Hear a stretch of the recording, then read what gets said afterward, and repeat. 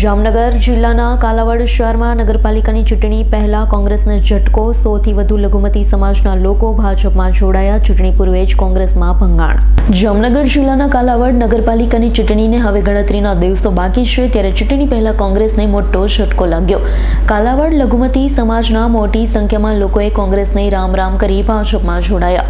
કાલાવડ શહેર ભાજપ કાર્યાલય ખાતે જિલ્લા ભાજપ મહામંત્રી અભિષેક પટવા, શહેર ભાજપ પ્રમુખ નીરવ ભટ્ટ અને પૂર્વ પ્રમુખ હસુ વોરા, જિલ્લા ભાજપ યુવા પ્રમુખ ભૂમિ ડોબરિયા, જિલ્લા અનુજાતિ મહામંત્રી મનોજ પરમાર, મહામંત્રી વિનુભાઈ રાખોલિયા આગેવાનોના હસ્તે ખેસ પહેરી ભાજપમાં જોડાયા.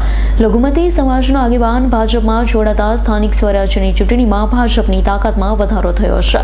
કોંગ્રેસના ચોકમાં સન્નાટો વ્યાપી ગયો છે. કાલાવડ નગરપાલિકાની ચૂંટણીમાં ભાજપની એક સીટ પહેલાથી બિનહરીફ થઈ છે.